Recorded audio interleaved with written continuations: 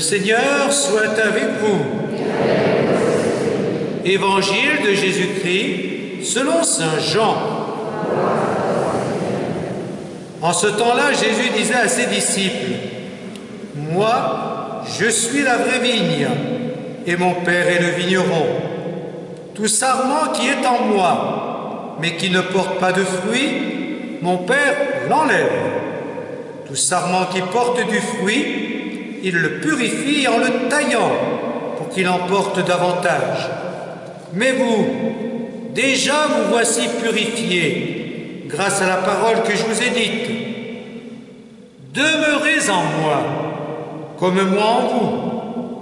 De même que le sarment ne peut pas porter de fruits par lui-même, s'il ne demeure pas sur la vigne, de même vous non plus, si vous ne demeurez pas en moi. Moi, je suis la vigne, et vous, les sarments.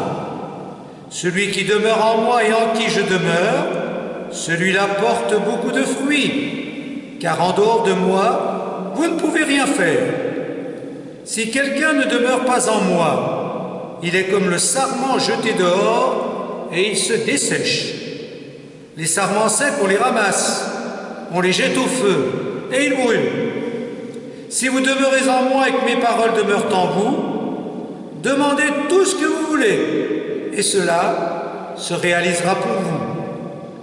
Ce qui fait la gloire de mon Père, c'est que vous portiez beaucoup de fruits et que vous soyez pour moi des disciples. Acclamons la parole de Dieu.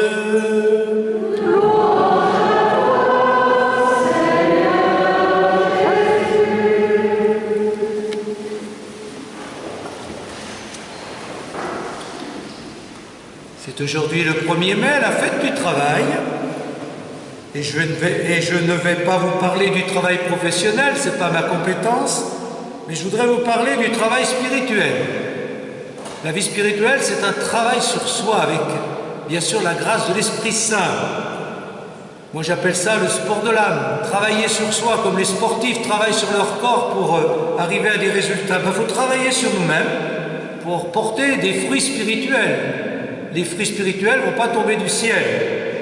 Et donc, Jésus nous donne l'image de la vigne pour nous inviter à ce travail spirituel, car les vignerons, il y en a peut-être parmi vous, le savent bien, la vigne c'est un travail toute l'année. Dès l'hiver, il faut tailler, puis ensuite piocher, labourer, et puis attacher, et puis sulfater, soigner, etc., etc., puis ensuite vendanger, et après quand la vendange est faite, le vin, il faut le tirer, mais aussi le soigner. Et ensuite, il y a la mise en bouteille, il y a la vente, etc., etc. Donc le vigneron, il a du travail toute l'année. Toute l'année. Mais la vie spirituelle, c'est pareil. La vie spirituelle, il n'y a jamais de relâchement. Dès qu'il y a un relâchement, on devient un peu un sarment sec. Et donc, il faut travailler toute l'année. Méditer, prier, aller à la messe, bien sûr, faire des efforts de vie pour intégrer les valeurs de l'Évangile, les mettre dans notre vie. Et c'est Saint Pierre qui dit, par exemple, à tous ceux qui veulent avoir une vie spirituelle, redoublez d'efforts pour confirmer l'appel et le choix dont vous avez bénéficié, ainsi vous ne risquez pas de tomber. Redoublez d'efforts. Voilà, les efforts, le travail, ça va ensemble. Et donc, travaillons notre vie spirituelle pour être des vignes fructueuses. Le travail de la vigne, c'est donc d'abord la taille. Et Jésus vient d'en parler. Moi, je suis la vraie vigne et mon Père est le vigneron. Tout sarment qui est en moi mais qui ne porte pas de fruits, mon Père l'enlève. Tout sarment qui porte du fruit le purifie en le taillant pour qu'il en porte davantage.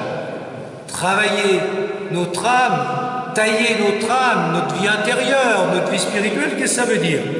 Je dirais, ça veut dire beaucoup de choses, mais je dirais surtout qu'il faut tailler nos désirs.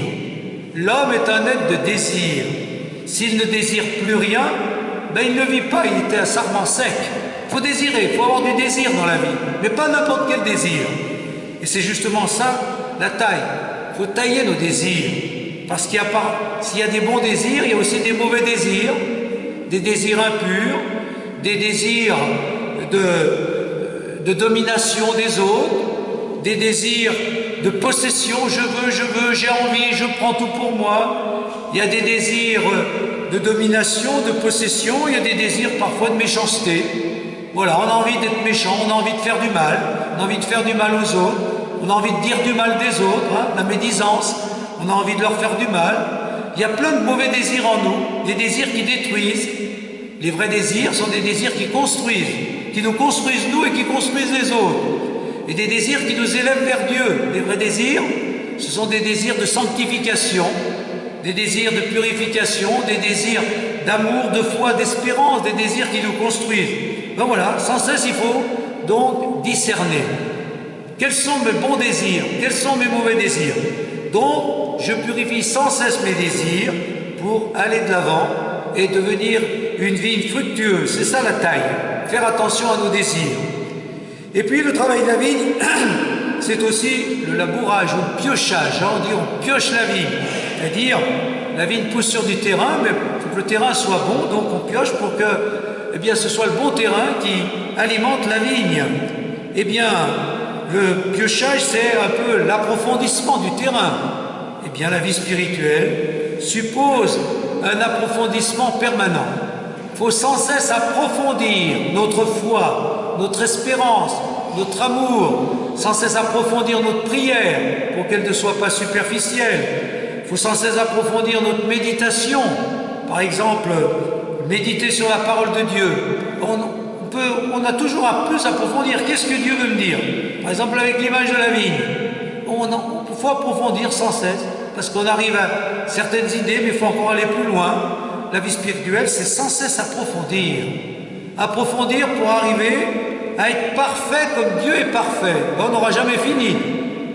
À la fin du sermon sur la montagne, Jésus dit « Soyez parfaits comme votre Père du ciel est parfait ». On ne sera jamais parfait. Et donc on doit toujours approfondir pour dire comment est-ce que je peux être plus parfait? Comment est-ce que je peux être meilleur? Comment est-ce que je peux progresser encore? Je suis arrivé peut-être à un certain stade, c'est bien, mais il faut encore aller plus loin.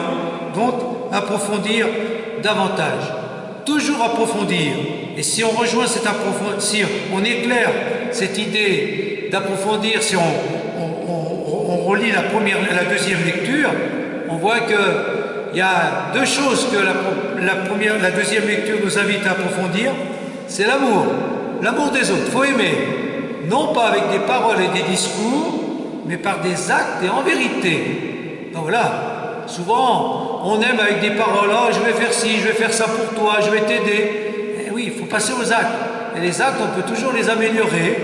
Et puis la foi, sans cesse, on doit aussi l'approfondir. Parce qu'on a une foi qui s'endort, une foi qui devient routinière, une foi qui devient superficielle, la foi par habitude.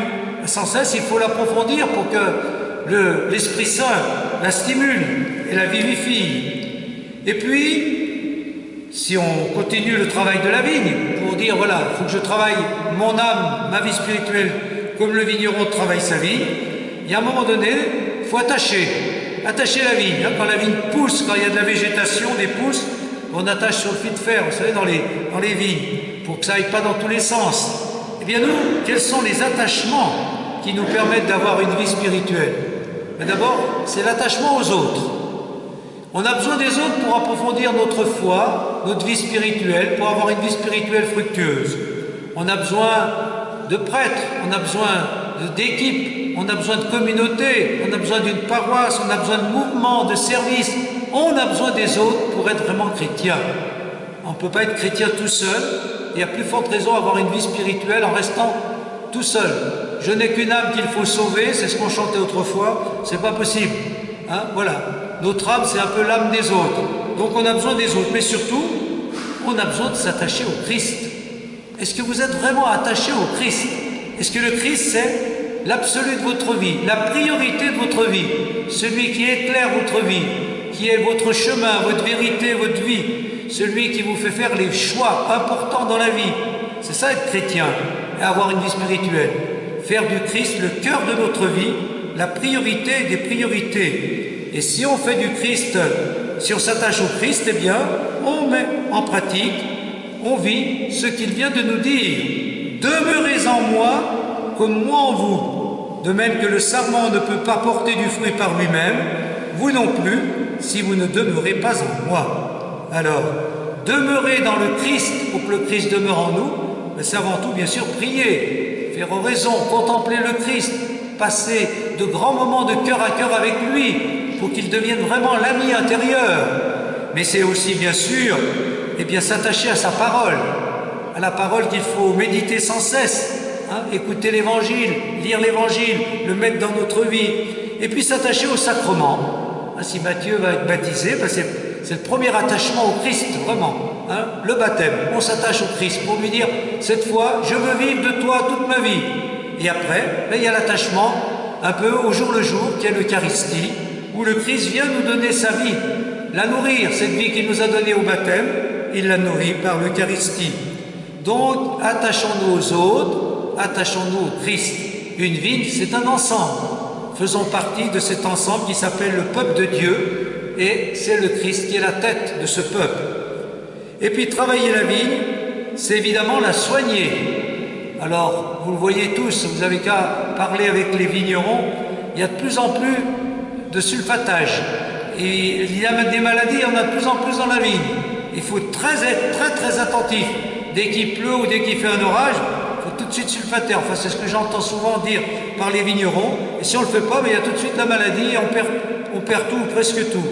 Et quelles sont les maladies de notre âme, de notre vie spirituelle? C'est ce qu'on appelle le péché. Voilà. L'égoïsme, la méchanceté, la haine, la violence, le pessimisme, le doute, voilà, le mépris des autres, c'est la désespérance, le manque de confiance, l'indifférence, enfin vous connaissez tous ces problèmes, le péché. Sans cesse vous dire, voilà, est-ce qu'il n'y a pas une maladie en moi? Est-ce que je ne deviens pas un sarment sec en vivant un peu dans la paresse, dans l'égoïsme, la méchanceté, parfois même dans la haine, dans le laisser-aller? Voilà. Faisons attention à toutes ces maladies qui peuvent nous atteindre, et à ce moment-là, on va demander pardon. Et demander pardon, c'est pas au Seigneur, c'est pas se culpabiliser, c'est se libérer. Quand on vient demander pardon, ça veut dire, voilà, je suis pas très bien, je me suis laissé aller, je prends pas au sérieux ma vie chrétienne, je demande pardon pour repartir avec un cœur nouveau, un esprit nouveau, comme on l'a chanté tout à l'heure. Donc, c'est une libération, le pardon. C'est pas une culpabilisation. Donc, soignons-nous en accueillant sans cesse le pardon de Dieu, en faisant un examen de conscience, mais pas pour nous culpabiliser, pour être libérés par le pardon du Seigneur. Et puis, travailler la vigne, ou travailler à la vigne, c'est évidemment récolter, c'est vendanger, récolter les fruits. Eh bien, nous aussi, il faut prendre des temps où on récolte tous les fruits de l'Esprit Saint. C'est-à-dire on prend conscience dans la joie et dans l'action de grâce de tout ce que l'Esprit Saint produit en nous.